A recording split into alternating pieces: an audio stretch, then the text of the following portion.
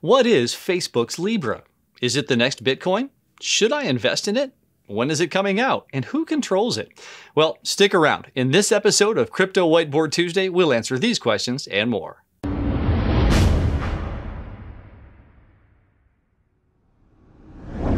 Hi, I'm Nate Martin from 99bitcoins.com, and welcome to Crypto Whiteboard Tuesday, where we take complex cryptocurrency topics, break them down, and translate them into plain English.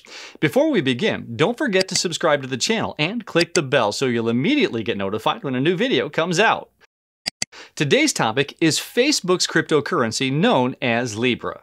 Libra is a cryptocurrency project pioneered by Facebook that is presumed to launch sometime in late 2020. Its purpose is to connect the billions of people living together on this planet through one digital currency. As the world moves into a cashless, digital-only economy, many unbanked or underbanked people may be left out. The Libra cryptocurrency aims to help people that don't have any access to the banking system to participate in the digital economy. Libra is designed to work much like a stablecoin, a cryptocurrency with a relatively stable value against real-world currencies, also known as fiat currencies. Unlike Bitcoin or Ethereum, which widely fluctuate in value due to price speculation, Libra's value will have low volatility due to a reserve of currencies and assets that back it. Facebook also set up a subsidiary called Calibra Inc., which is currently developing the first Libra wallet, also called Calibra. Calibra is set to work as an independent wallet for Libra, but will also integrate with other services such as Facebook and WhatsApp, allowing billions of users to send funds to each other with a single tap and with low fees. The Calibra wallet is still in development, but according to its site, you will be required to verify your identity with a government ID in order to sign up. The wallet will also allow you to purchase Libra in exchange for fiat currencies. While the Libra initiative was set in motion by Facebook, some of the major companies around the world are partners in it. Uber, Coinbase, Spotify, and Vodafone, to name a few. These companies will be part of the Libra Association and will manage the development of the currency and its network. So, does this mean that Libra is actually centralized? Well, the answer to that requires some explanation. Libra is set to start out as a centralized currency, but that within 5 years will become completely decentralized, just like Bitcoin. In its initial stages, the Libra project will be managed and controlled by the Libra Association, a nonprofit organization comprised of global companies, social organizations, and academic institutions. To become a founding member, you need to stake $10 million. Each founding member will also be required to run a validator node, a computer that validates and approves transactions following the Libra rules. This is a bit similar to what a miner does in the Bitcoin network. But money and computing power aren't enough to join the Libra Association as a founding member. You'll also have to pass a certain scalability bar. For example, commercial companies need to have more than $1 billion in market value, reach over 20 million people a year, and be recognized as a top 100 industry leader. Cryptocurrency-focused investors need to have at least $1 billion in assets under management. Social organizations will need to have a track record of working on poverty alleviation, ranked in the top 100 in their field, and have an operating budget of over $50 million. And lastly, academic institutions wanting to join will need to prove that they are in the top 100 universities in the world according to certain standards. While Libra's vision is that anyone with sufficient stake in the Libra network will be able to serve as a validator, initially the network will be limited to 100 qualified founding members and validators. It's important to note that while Facebook Inc. is indeed the initial founding member of the Libra project, it has the same commitments, privileges, and financial obligations as any other founding member. But what does the association actually do? How is the power distributed between its members? The Libra Association is in charge of the Libra Protocol, meaning the rules of the network, and of managing the Libra Reserve, which I'll get to in a moment. The governing body of the Libra Association is the Libra Association Council, comprised of one representative from each member of the association. You can think of the council as shareholders in the Libra Association. They get to vote on key decisions, but they're not involved in the day-to-day management. The voting powers in the council are generally proportional to stake. In other words, the money invested by each specific organization. However, the voting powers are also capped to avoid concentration of power. The council appoints an executive team under a managing director to carry out decisions and manage day-to-day issues, similar to shareholders appointing a CEO. Additionally, a Libra Association board comprised of 5 to 19 members of the council will provide guidance to the executive team. This would be similar to a board of directors to which a CEO is accountable.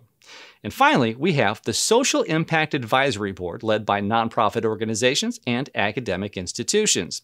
This advisory board seems to have limited influence, since the board has to approve its recommendations. For Libra's vision of decentralization to indeed be realized, the association would eventually become unnecessary, and the Libra project will be controlled through the public's participation in the network. But what about the value of the Libra currency? How will it be maintained? As you may already know, most cryptocurrencies aren't backed by any commodity or fiat currency. That's why they often fluctuate so dramatically in price, since a lot of people are speculating on how much they'll be worth in the future. Libra, on the other hand, is set for day-to-day use, which requires it to have a less volatile nature. That's why for every Libra created, there will be a set of stable and liquid assets backing it. This backing, known as the Libra Reserve, helps make Libra more stable, so users will be able to sell Libra coins at or close to the value for which they bought them. The Libra Reserve expands and shrinks according to supply and demand for Libra from the market. So, unlike many cryptocurrencies that have a limited supply or use mining to generate new coins, the Libra supply is ever-changing. If people demand Libra, more coins will be created in exchange for the fiat currency used to buy it. If people sell off the Libra, the reserve will shrink accordingly, and so will the Libra money supply. The initial funding for the reserve will come from the founding members of the Libra Association and from users buying the coin once it launches. It will be safeguarded by several different custodians to avoid centralization risk and will be audited periodically. The reserve backs the Libra in full with a goal to always preserve Libra's purchasing power. This type of reserve discourages a classic run on the bank. The typical rationale behind a bank run is that a coin is only fractionally backed, and there isn't enough hard cash to go around if everyone were to decide to cash out at the same time. A fully backed reserve promises that everyone would be able to cash out at any moment, even if the market were to panic.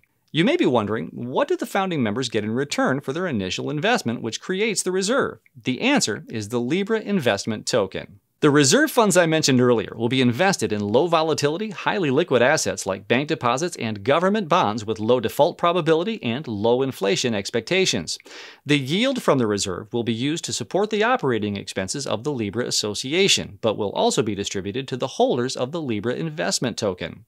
The Libra Investment Token is in fact a security issued by the Libra Association, which, unlike the Libra coin, can and probably will fluctuate in value. When a founding member of the Libra Association invests an initial amount in the reserve, they get the Libra Investment Token in return. This token can be considered as a share in the Libra Association. If the Libra Reserve generates a profit, it will be distributed to the token holders. Since the Libra Investment Token is considered a security, it will be available only to founding members of the Libra Association and to accredited investors from the general public. Keep in mind that since the reserve is invested in very low-risk, low-yield assets, it's planned to make a substantial profit only if the Libra project were to truly take off. The reserve needs to be large enough to generate substantial profits even from low-interest rate investments. So, there you have it, a vision for a global, decentralized currency that's starting out as a centralized cryptocurrency controlled by a consortium of corporates worldwide. As you can imagine, the Libra project attracts its share of criticism. So, before we conclude today's lesson, let me point out some of the more concerning points about Libra. First of all, Libra seems to be just another fiat currency, only this time it's controlled by corporates and not by central banks. The Libra Association states that in the early development of the Libra network, its founding members are committed to working with authorities and to address all regulatory concerns. Well, basically, this means that Libra will probably be available only for people who pass a certain verification process, making it still unreachable to many unbanked and underbanked people around the world. Keep in mind that over half of the 1.7 billion underbanked come from just 7 countries: Bangladesh, China, India, Indonesia, Mexico, Nigeria, and Pakistan. In more than half of these places, cryptocurrencies are banned, Facebook can't freely operate, and heavy regulatory restrictions exist to combat crime and money laundering concerns. On top of that, Libra's value is backed by major fiat currencies, making it inherently attached to their fluctuations. Then we have the issue of privacy, for which Facebook is already widely criticized. Much like Bitcoin, Libra transactions are pseudonymous. This means all transactions are public and visible to everyone, but you can't tell who sent what to whom, since Libra addresses are just random letters and numbers. However, if you take into account that Libra wallets will require some sort of user verification, you can easily see how financial information can be constructed by certain entities like Libra wallets and, therefore, possibly leaked. Another important issue is the fact that Libra is a centralized, also known as permissioned blockchain, with intentions of becoming permissionless, but it remains unclear how and if this transition will actually occur. The financial interests of the companies behind Libra may collide with this vision if Libra becomes extremely popular, and it requires a significant level of trust on the public's part to believe that those organizations would lobby for Libra's vision over their own interests. Moreover, there are almost a dozen major unsolved issues clearly stated on Libra's website that will need to be addressed in order for it to become truly decentralized. Some of the challenges the switch to decentralization presents includes how to decentralize the reserve function, how to scale the system so it will work fast enough with more than 100 validators, how to secure a decentralized network against fraud, and, most importantly, the issue of decentralized governance. How will decisions be made once there is no centralized council? Bitcoin proponents would argue that if you want to create a decentralized coin, you should make it decentralized from the get-go, since a decentralized model is something that needs to be taken into account when building the foundations for any blockchain.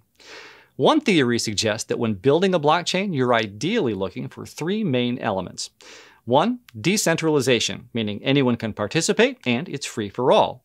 Next, security. Since these are digital currencies, you need to protect against double spending issues. And scale. You want the system to be able to have a high rate of transaction approval so it can be easily adopted worldwide. The problem is that by design, you can only have 2 out of the 3. Currencies that are decentralized and secure, like Bitcoin, aren't really scalable. Currencies that are scalable and secure aren't truly decentralized, like Ripple and its XRP currency.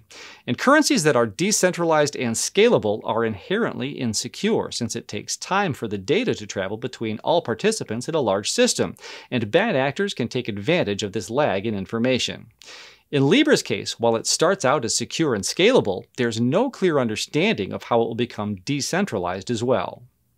Finally, we have Libra's governance model and regulation. One of the most interesting points of criticism about this issue comes from an article by Dmitry Brenson, a research partner at Zenith Ventures. Brenson says that it's unclear whether the benefits of the public good which Libra aims to serve is a strong enough incentive for competing organizations with conflicting priorities.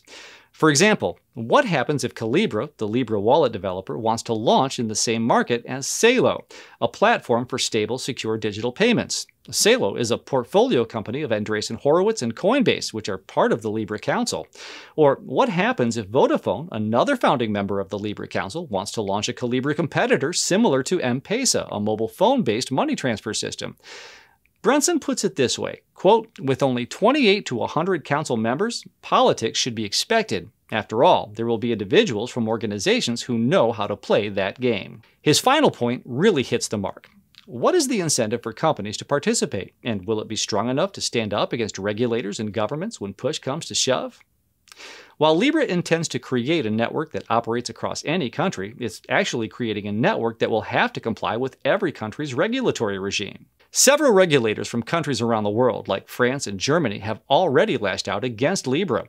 Subsequently, major council members Visa, MasterCard, PayPal, Stripe, eBay, Booking.com, and Mercado Pago decided to withdraw their membership, leaving Libra with no major U.S. payment provider and with hindered momentum. As you can see, there's still a big question mark on whether Libra will actually launch, and if so, how successful it will become. But there's no doubt about it. Libra is a groundbreaking move on Facebook's part.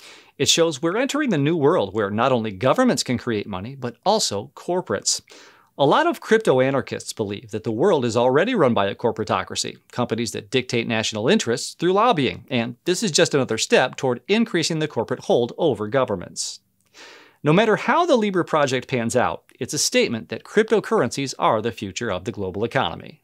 That's it for today's episode of Crypto Whiteboard Tuesday. Hopefully by now you understand what Libra is. A centralized global stable cryptocurrency project set to launch in 2020, headed by Facebook and a consortium of major companies around the world. You may still have some questions. If so, just leave them in the comment section below.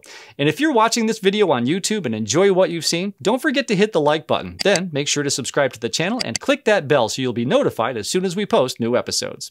Thanks for joining me here at the Whiteboard. For 99bitcoins.com, I'm Nate Martin, and I'll see you in a bit. The reserve is invested in very low risk, low yield government bonds with low default probability and low inflation. So close. Ideally looking for three main elements. Elephants? Yes! We're looking for elephants, everybody. That was a lot to do in one breath.